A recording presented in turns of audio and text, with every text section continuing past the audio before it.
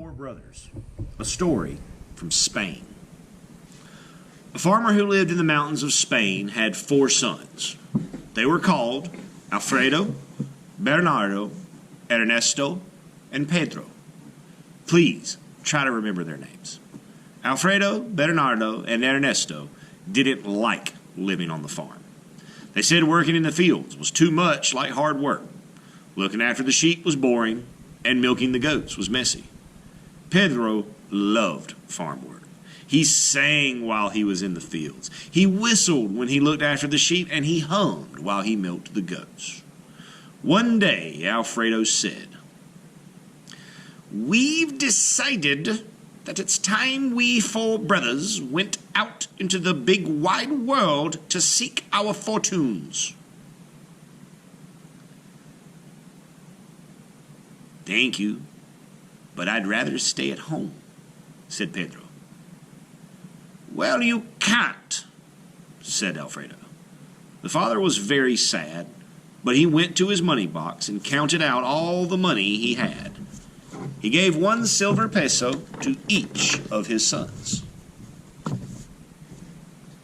hugged them, and sent them on their way.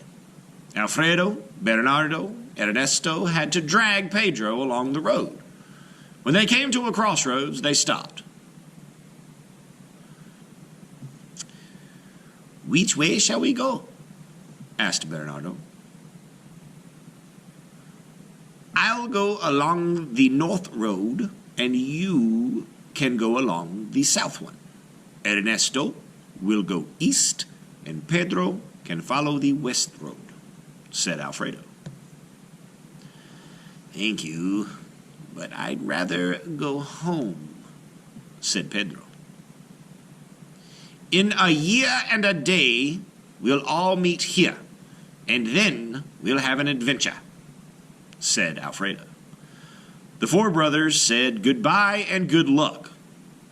They made Pedro walk along the west road and set off along their own roads. Alfredo walked for an hour or two when suddenly he was surrounded by a band of robbers. They stole his silver peso and beat him.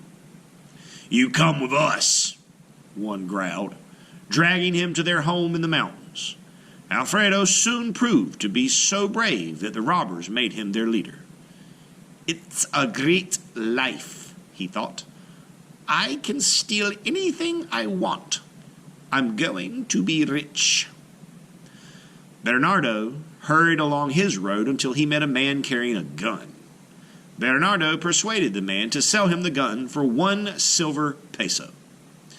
In the woods, Bernardo fired his gun again and again until he became so good he could shoot 1 leaf off a tree at a tremendous distance. When he came to a village, he won so many prizes at shooting matches, he grew very rich. Ernesto strolled along the east road, and there he met a man who was gazing around him through very strange spectacles. "What are you doing?" said Ernesto. "With these glasses, I can see what's going on all over the world," said the man. "Why, there's an emperor of China drinking tea, and that must be the Shah of Persia, riding his great white stallion." Ernesto persuaded the man to sell him the glasses for 1 silver peso, and then he walked on to the nearest town. There, people paid him lots of money to tell them what was happening in the world. Pedro trudged along his road until he came to a blacksmith. Pedro stopped to watch him mending pots and pans and all sorts of things. "It's a useful trade. Will you teach me how to do it for 1 silver peso?" asked Pedro. The blacksmith agreed and set Pedro to work. Pedro didn't earn much money, but he became very good at mending anything that was broken. After a year and a day, the four brothers met at the crossroads and told each other all that they had done. "Now we'll have an adventure," said Alfredo. "Thank you, but I'd rather go home," said Pedro. Ernesto put on his spectacles. I can see a princess locked up in a tower on an island. The island is guarded by a fierce sea monster. Her father, the king, has decreed that whoever rescues the princess may marry her. That's a very good adventure, said Alfredo. Let's rescue the princess, and one of us will marry her. Thank you, but I'd rather go home, said Pedro. Alfredo, Bernardo, and Ernesto marched Pedro along the road, over the mountains, through the forest, until, at last, they came to the seashore. There, they found a ship that they could sail to the princess's island. We'll wait until it's dark and then the sea monster is asleep, said Alfredo. Just after midnight, the four brothers sailed the ship out to the island and landed quietly on the shore.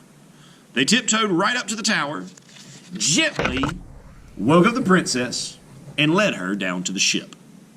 They helped her aboard and were just pushing the ship away from the shore when Ernesto stepped on the sea monster's tail. It woke up with a great roar and chased the ship as it sailed away. Quickly loading his gun, Bernardo shot the sea monster, but as it died, its lashing tail smashed a hole in the ship. Pedro snatched up his tools and mended the ship, which sailed safely back to the shore. The four brothers took the princess to the king and told him how they had rescued her. He was delighted to have his daughter brought home safely. Now, which one of you is going to marry her? He asked. I am. I stole her away, said Alfredo. I shot the sea monster, which would have killed us, said Bernardo. I saw the princess on the island in the first place, said Ernesto. And what did you do? The king asked Pedro. I mended the ship when it was about to sink and drowned us all, replied Pedro. Then you shall marry my daughter and live in my palace, commanded the king, and the three brothers didn't dare argue with him. Pedro bowed politely. Thank you, but I'd rather go home, he said. The princess laughed. I've always wanted to marry a farmer, she cried. She ran to Pedro, and hand in hand, they walked down the road, talking and laughing all the way home.